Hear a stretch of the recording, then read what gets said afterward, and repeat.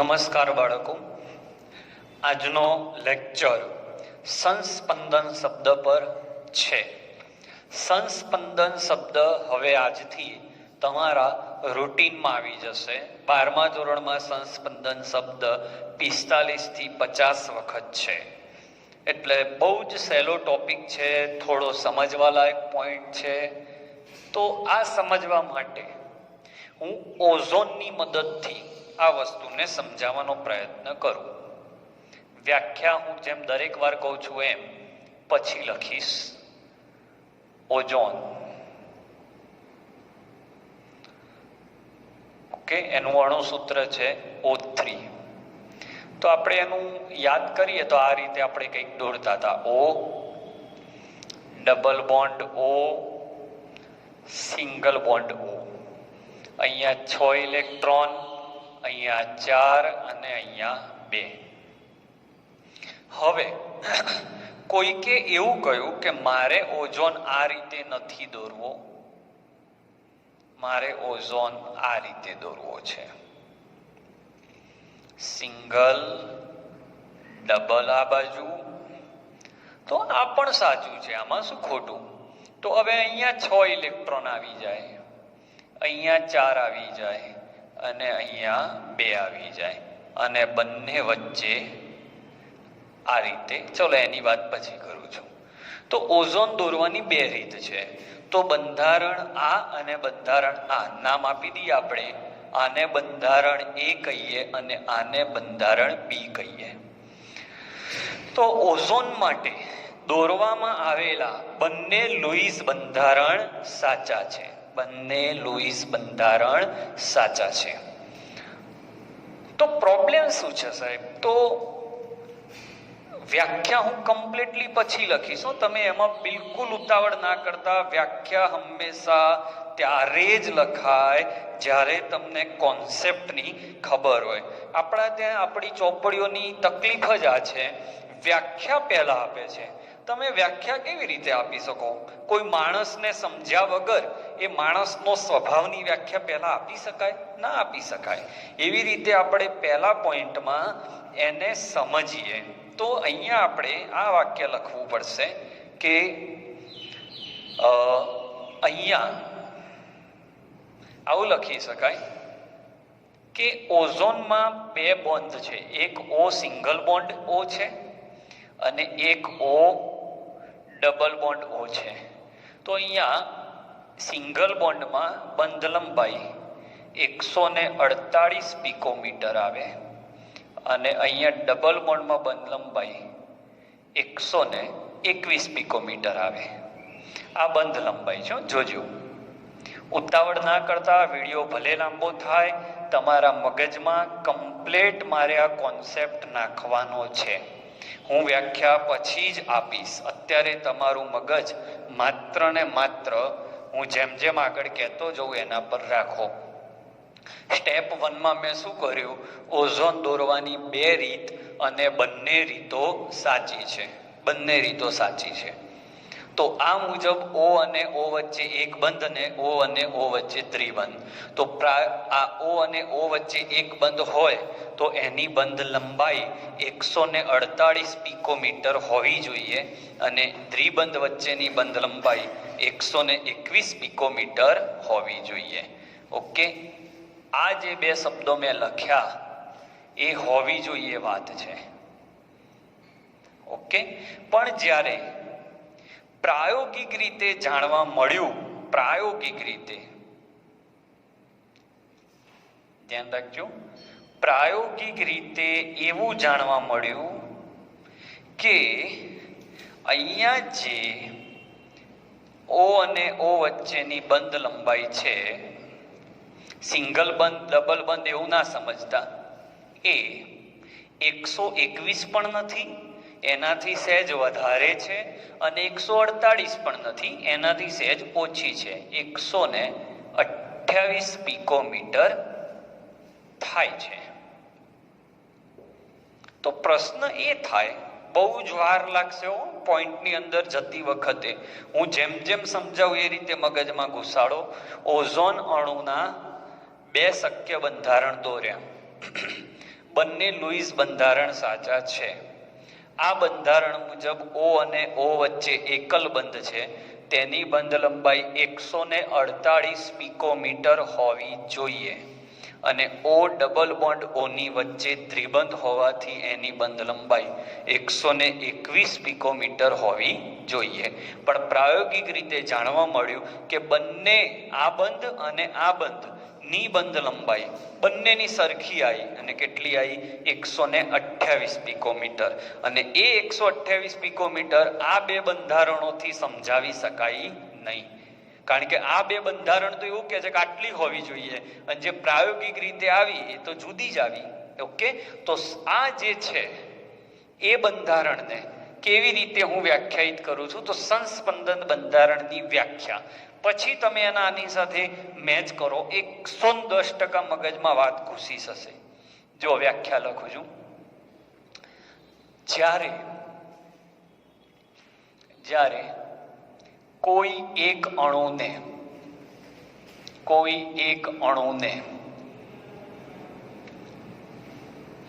એકથી વધુ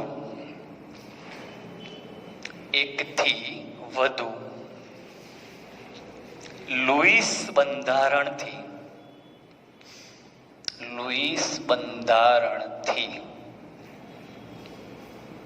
દર્શાવી શકાય ત્યારે તે લુઈસ બંધારણો અણુ વિશેની ચોકસાઈ પૂર્વકની માહિતી આપી શકતા નથી. ત્યારે આ લુઈસ બંધારણોને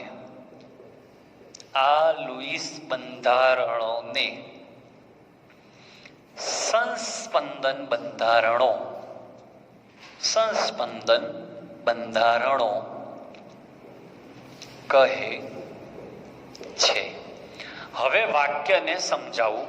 કોઈ એક અણુને એકથી વધુ લુઈસ બંધારણ હોય ત્યારે તે લુઈસ બંધારણો અણુની દરેક માહિતીને, જેમ કે અહીંયા 128 પિકોમીટર આયા, એ આનાથી સમજાવી શકાયા નથી. ઓકે, તો આવા લુઈસ બંધારણોને કયા બંધારણો કહેવામાં આવે છે? સંસ્પંદન બંધારણો. સમજો, હજી વાર છે, બહુ જ જાણવાનું છે. વ્યાખ્યાને સમજો. કોઈ એક અણુને, આખી વ્યાખ્યા હું આના ઉપરથી બનાવીશ, આ ગોખવાની નથી. કોઈ એક અણુને એકથી વધુ લુઈસ બંધારણો હોય ત્યારે તેના લુઈસ બંધારણો તેની દરેક માહિતીને ચોકસાઈપૂર્વક સમજાવી શકાતા નથી. જેમ કે અહીંયા 128 પિકોમીટર કેમ આયા, એ આ બેથી સમજી શકાતું નથી. તો આ બે લુઈસ બંધારણોને એકબીજાના સંસ્પંદન બંધારણો કહે છે. ફરી એકવાર વ્યાખ્યા.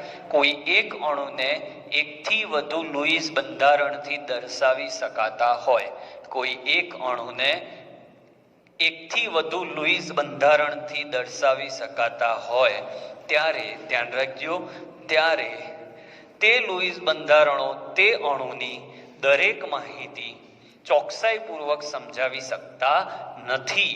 ત્યારે આવા લુઈસ બંધારણોને શું કહેવાય છે? સંસ્પંદન બંધારણો કહે છે. ઓકે, તો આ સંસ્પંદન બંધારણોની વ્યાખ્યા થઈ. હવે લખવાનું ઉદાહરણ. જેમ કે ઓઝોનને બે લુઈસ બંધારણો છે, એ અને બી. ઓકે, જ્યાં O અને O વચ્ચે એકલ બંધ હોય તો 148 પિકોમીટર બંધ લંબાઈ અને O દ્વિબંધ O હોય તો તેની 121 પિકોમીટર બંધ લંબાઈ થવી જોઈએ. પણ પ્રાયોગિક રીતે જાણવા મળ્યું છે કે બંને ઓક્સિજન વચ્ચેની બંધ લંબાઈ એક સમાન 128 પિકોમીટર થાય છે. તો આ 128 પિકોમીટર કેમ થઈ તે આ બંધારણોથી સમજાવી શકાતું નથી. તો આ બે બંધારણો એકબીજાના સંસ્પંદન બંધારણો થયા. ઓકે, તો સંસ્પંદન બંધારણો જે છે એ સંસ્પંદન બંધારણો દોરતી વખતે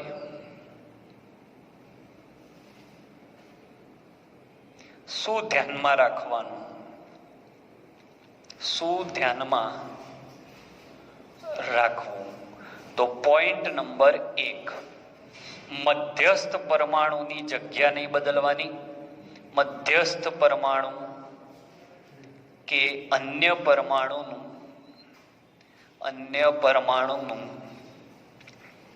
સ્થાન ન બદલાય. મધ્યસ્થ પરમાણુ કે અન્ય પરમાણુનું સ્થાન નહીં બદલવાનું, ગમે તે થાય.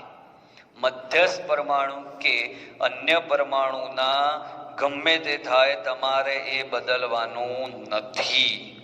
બરાબર? આ ખાસ વાત યાદ રાખજો, તો જ તમને આમાં એક્ઝેક્ટ ખબર પડશે. ઓકે, આ મુદ્દો મેઇન છે. બીજું ધ્યાન એ રાખવાનું છે કે અણુ કે આયનમાં કુલ ઇલેક્ટ્રોનની સંખ્યા સમાન રહેવી જોઈએ. એટલે બહારથી કોઈ ઇલેક્ટ્રોન ઉમેરવાના નહીં કે અંદરના ઇલેક્ટ્રોન બહાર ફેંકવાના નહીં. આ બે મુદ્દા ખાસ છે. તમે પરમાણુનું સ્થાન ના બદલી શકો, સમજો, પરમાણુનું સ્થાન ના બદલી શકો, ઇલેક્ટ્રોન ઉમેરી ના શકો કે અંદરના ઇલેક્ટ્રોનને બહાર ના લઈ જઈ શકો. એટલે ઇલેક્ટ્રોનની સંખ્યા એટલી જ રાખવાની. બરાબર? એટલે કે બંધકારક અને અબંધકારક ઇલેક્ટ્રોન યુગ્મ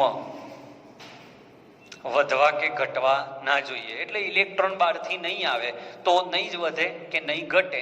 તો સંસ્પંદન બંધારણ એટલે શું ને એને દોરતી વખતે શું ધ્યાનમાં રાખવાની વાતો છે એ છે કે ભાઈ મધ્યસ્થ પરમાણુનું સ્થાન બદલાવું ના જોઈએ, આજુબાજુના પરમાણુનું સ્થાન પણ ના બદલાવું જોઈએ. ભલે એના ઉપરનો વીજભાર બદલાય, એ હમણાં હું દોરું છું. અણુ કે આયનના કુલ ઇલેક્ટ્રોનની સંખ્યા બદલાવી જોઈએ નહીં.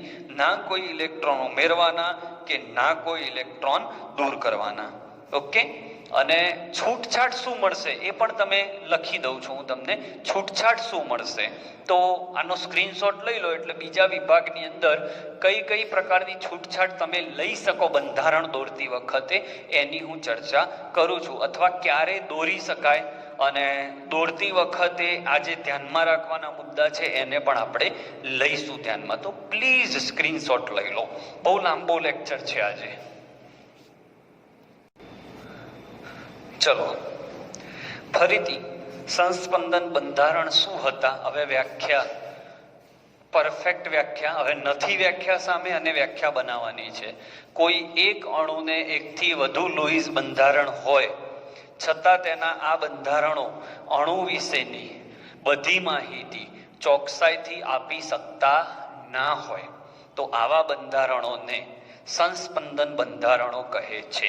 દોરતી વખત ધ્યાન રાખવાની વાતો: મધ્યસ્થ પરમાણુ અને આજુબાજુના પરમાણુનું સ્થાન બદલી ના શકાય, ઇલેક્ટ્રોન ઉમેરી ના શકાય, ઇલેક્ટ્રોન દૂર કરી ના શકાય. પણ તમે કઈ છૂટછાટ તમે લઈ શકો? કઈ છૂટછાટ તમે લઈ શકો છો? એક, વીજભાર બદલી શકાય. વીજભાર બદલી શકાય છે. પેલાની નીચે જે હમણાં લખ્યું હતું ને નીચે આ મુદ્દો લખજો. કોઈ પરમાણુ કોક વખત પ્લસ હોય તો બીજા સંસ્પંદન બંધારણમાં એ માઇનસ હોઈ શકે છે. ઓકે, તો હવે જે હું મુદ્દો લઉં છું એ પોઈન્ટ જે તમે રાહ જોઈ રહ્યા હતા, બહુ સમજવાનું છે. 2 વાર વિડીયો નહીં જોવો તો ખ્યાલ જ નહીં આવે. સંકૃત સંસ્પંદન બંધારણ બરોબર સમજો સાહેબ. જેટલું મગજ હોય, આ પ્યોર કેમિસ્ટ્રીનો લેક્ચર છે, મજાક મસ્તી ના ચાલે આમાં. પોઈન્ટ એવો હતો કે જો આ એકલ બંધ હોય, સમજો લે, આ એકલ બંધ હોય તો 148 પિકોમીટર આની બંધ લંબાઈ હોવી જોઈએ, અને આ દ્વિબંધ છે તો આ 121 પિકોમીટર બંધ લંબાઈ હોવી જોઈએ. પણ જ્યારે નોંધી ત્યારે 128 પિકોમીટર હતી. તો એનો મતલબ એ થયો કે અહીંયા આ અને આ બંધારણમાંથી કોઈ એક બંધારણ આને સમજાવી શકતું નથી. તો અણુના બધા ગુણધર્મો સમજવા માટે કેવા ગુણધર્મો? બંધ લંબાઈ, બંધ એન્થાલ્પી, આવા ગુણધર્મો સમજવા માટે આપેલ લુઈસ બંધારણો પૈકી બંધારણો વચ્ચેનું કોઈક કાલ્પનિક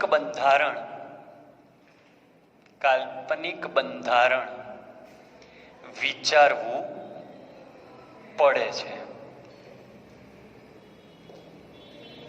જેને સંકૃત સંસ્પંદન બંધારણ, એટલે બંને સંસ્પંદન બંધારણોનો ઉપયોગ કરીને બનાવેલું નવું બંધારણ સંકૃત સંસ્પંદન બંધારણ કહે છે, જેને ઇંગ્લિશમાં હાઇબ્રિડ કહેવાય છે. શું કહેવાય છે એને? હાઇબ્રિડ. ઓકે, ફરીવાર, અણુના બધા ગુણધર્મો સમજાવી શકતો હોય એવા આપેલા લુઈસ બંધારણો વચ્ચેનું કોઈક કેવું બંધારણ? કાલ્પનિક હોય નહીં, આપણે વિચારવાનું છે. ઓકે, આ હોય, જ્યારે આ છે એ હોય નહીં, વિચારવાનું છે. તો એના માટે ફરીથી તમને કહું, આ તમારું સંસ્પંદન બંધારણ A, આ તમારું સંસ્પંદન બંધારણ B. ઓકે, અને આ બે વચ્ચે આ રીતે એરો મારવાનો, એ સંસ્પંદનની નિશાની છે. બે બંધારણ વચ્ચે સંસ્પંદન છે એની નિશાની છે આ રીતે.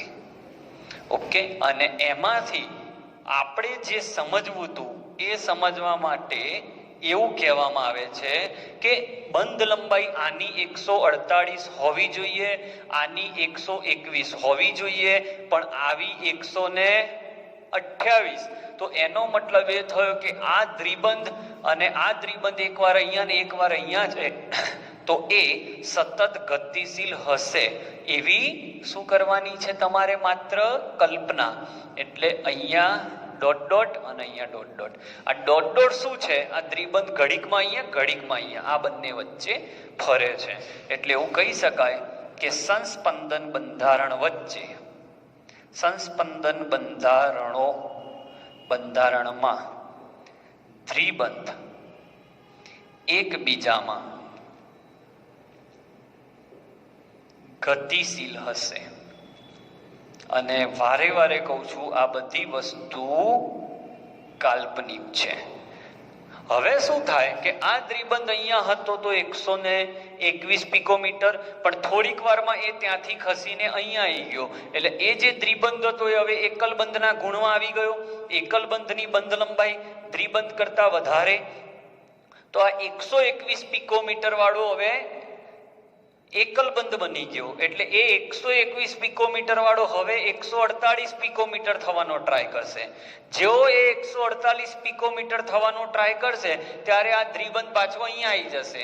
એટલે નહીં 121 થાય, નહીં 148 થાય, વચ્ચેની કોઈ એક વેલ્યુ આવે છે, અને એ વેલ્યુ તમને ખબર છે 128 પિકોમીટર છે. એટલે 128 પિકોમીટર બંધ લંબાઈ કેવી રીતે આવી એ સમજવું હોય તો આ બંધારણ દોરવું પડે, અને આ બંધારણ એ આ બંને બંધારણના સંકૃત છે, એટલે બંનેનો ઉપયોગ કરીને દોરવામાં આવેલો છે. એટલે સંકૃત સંસ્પંદન બંધારણ છે. વારે વારે કહું છું, આ જે બે બંધારણો છે એ સાચા બંધારણ છે, આ કાલ્પનિક છે. પણ આનાથી આવા ગુણધર્મો, કયા ગુણધર્મો? બંધ લંબાઈ, બંધ એન્થાલ્પીના ગુણધર્મો આનાથી સમજાવી શકાયા નહીં. એટલે મારે એક કાલ્પનિક બંધારણનો વિચાર કરવો પડ્યો. એ કાલ્પનિક બંધારણ એટલે સંકૃત સંસ્પંદન બંધારણ.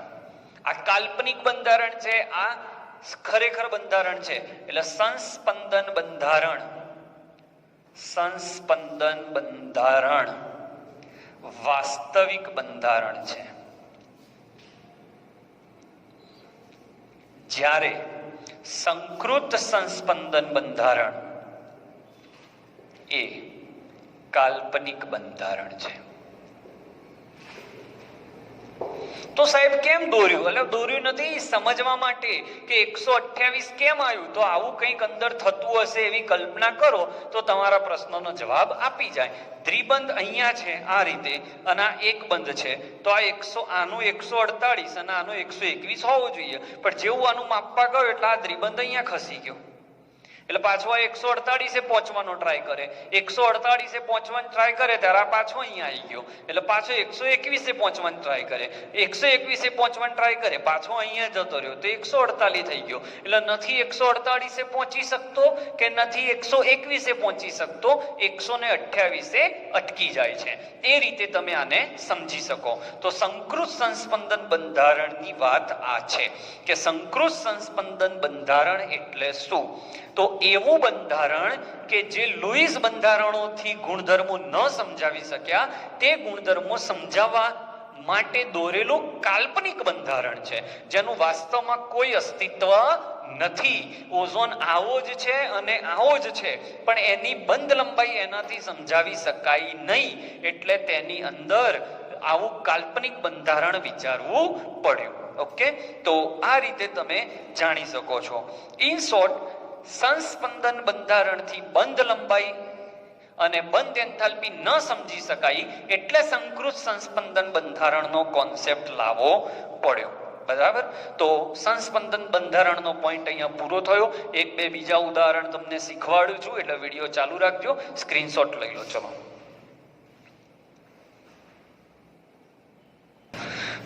ચલો મિત્રો, હવે CO3 2- માં સંસ્પંદન બંધારણો દોરું. તો આ સી, આ ઓ, આ ઓ, જો તમને યાદ હોય તો આ રીતે લુઈસ બંધારણ આપણે આનું દોર્યું હતું. આના ઉપર એક માઇનસ, આના પર એક માઇનસ અને અહીંયા ડબલ બોન્ડ. ઓકે, હવે કોઈકે એમ કીધું કે આવું શું કરવા સાહેબ, આના આ રીતે ના દોરી શકાય. મેં કીધું કઈ રીતે, બોલ ને ભાઈ. તો એને આવું કીધું કે આને એક રાખો, આને એક રાખો, આના પર 6 ઇલેક્ટ્રોન, આના પર 6 ઇલેક્ટ્રોન અને આના પર ડબલ કરો ને સાહેબ, શું વાંધો આવો? ઓલા મેં કીધું આ વાત સાચી. તો આને બંધારણ એ કહું, આને બંધારણ બી કહું, તો બંને બંધારણ સાચા. અરે ત્રીજાએ તો એમ કીધું કે ના ના સાહેબ ઉભા રહો, આવું નહીં, આવું નહીં. મેં કીધું બોલ કેવું? તો કે અહીંયા ડબલ બોન્ડ કરો ને. મેં કીધું એ વાત સાચી યાર તારી. અહીંયા 6 ઇલેક્ટ્રોન કરો ને, અહીંયા 6 ઇલેક્ટ્રોન કરો. ઓકે, તો આ બંધારણને આપણે કયું બંધારણ કહી દઈએ? સી બંધારણ કહી દઈએ. ઓકે, તો હવે શું કરવું? તો હવે પોઈન્ટ આવે છે કે ત્રણે ત્રણ લુઈસ બંધારણ સાચા છે. તો એ, બી અને સી એ સંસ્પંદન બંધારણો થયા. ક્લિયર? મગજમાં ઉતારજો, 100% આવડી જશે. હવે સંસ્પંદન બંધારણ સાચા છે કે ખોટા ચેક કરતા શીખો. તો મધ્યસ્થ પરમાણુ ત્રણેયમાં કાર્બન છે, તો હા, તો મધ્યસ્થ પરમાણુનું સ્થાન 3 માં જળવાય છે. ઇલેક્ટ્રોનની કુલ સંખ્યા એની એ છે, ગણો તો એક બંધ એટલે 2 ઇલેક્ટ્રોન, તો 2, 4, 6, 8, 10, 12, 14, 16, 18, 20, 22, 24 બધામાં ગણો તો 2, 4, 6, 8, 10, 12, 14, 16, 18, 20, 22, 24. તો બધામાં કુલ ઇલેક્ટ્રોનની સંખ્યા પણ સમાન જ રહે છે. ઓકે, એટલે આ ત્રણેય સંસ્પંદન બંધારણો સાચા છે. પરંતુ બંધ લંબાઈના બધા ગુણધર્મો, બંધ એન્થાલ્પી આ ત્રણેય દ્વારા સમજાવી ન શકાય.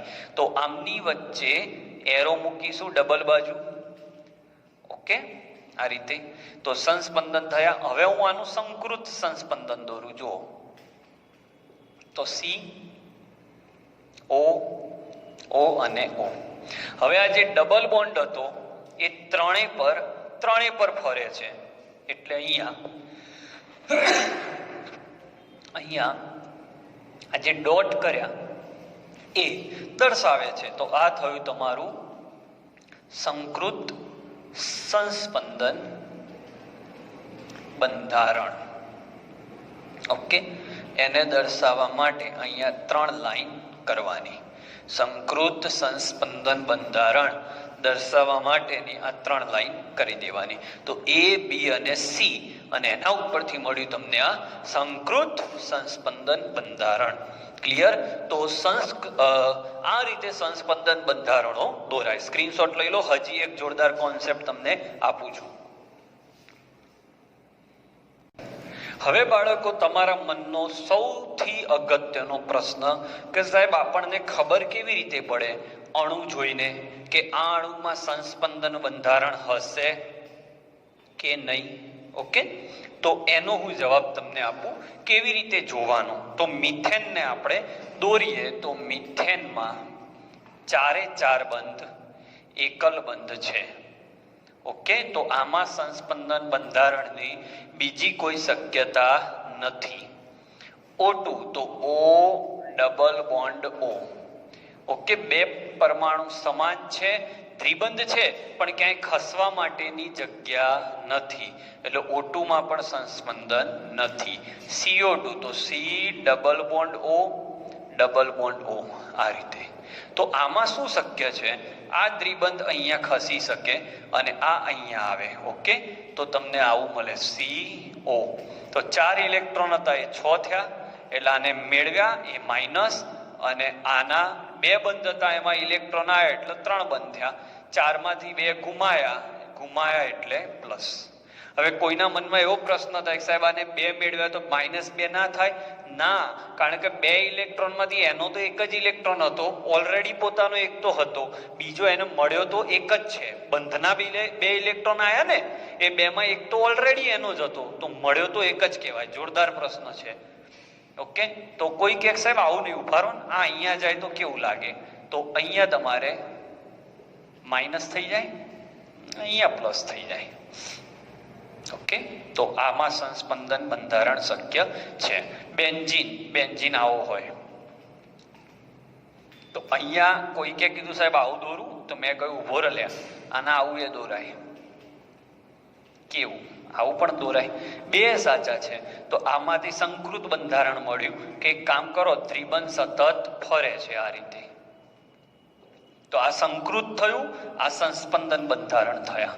તો કેવી રીતે ખબર પડે? તો એકદમ સિમ્પલ. કેવી રીતે તમે જાણી શકો કે આમાં સંસ્પંદન બંધારણ દોરવાના? એક બહુપરમાણવીય અણુ કે જેમાં દ્વિબંધ હોય અથવા ત્રિબંધ હોય અથવા ઇલેક્ટ્રોન યુગ્મ છૂટો ફરતો હોય. બહુપરમાણવીય એટલે O2 માં ના થાય, પણ O3 હોય તો થાય. બીજું, આ તો ખરું જ, સાથે સાથે વીજભાર ધરાવતા આયન હોય, પણ એ પણ બહુપરમાણવીય હોવા જોઈએ. તો આ 2 શરતનું પાલન થાય તો એમાં સંસ્પંદન બંધારણો શક્ય હોય. પણ એકલ બંધવાળામાં સંસ્પંદન બંધારણ ના થાય. 2 સમાન પરમાણુ ખાલી 2 જ હોય તો પણ ના થાય, પણ 3 હોય અને દ્વિબંધ હોય, ત્રિબંધ હોય કે ઇલેક્ટ્રોનિકમાં હોય તો થાય. આ 2 શરતનું પાલન થતું હોય તો સંસ્પંદન બંધારણ વિચારવાના. હવે સંસ્પંદન બંધારણ એટલો મોટો કોન્સેપ્ટ છે કે એક લેક્ચરમાં અમુક ડાઉટ રહી પણ જાય. તો તમારે આ લેક્ચરમાંથી કેટલું યાદ રાખવાનું છે? પોઈન્ટ નંબર 1 કે ભાઈ એક અણુના 1 થી વધુ લોઈસ બંધારણ તમે દોર્યા, પણ એ બંધારણ બધું એને સમજાવી શકાયું નહીં, એટલે એક નવું બંધારણ વિચારવું પડ્યું, કાલ્પનિક. એ કાલ્પનિક વિચાર્યું એ સંકૃત, અને પેલા 2 દોર્યા હતા એ કયા? એ 2 દોર્યા હતા એ સંસ્પંદન બંધારણ. બધા ગુણધર્મો સમજવા હોય તો સંકૃત સંસ્પંદન બંધારણ વિચારવું જ પડે.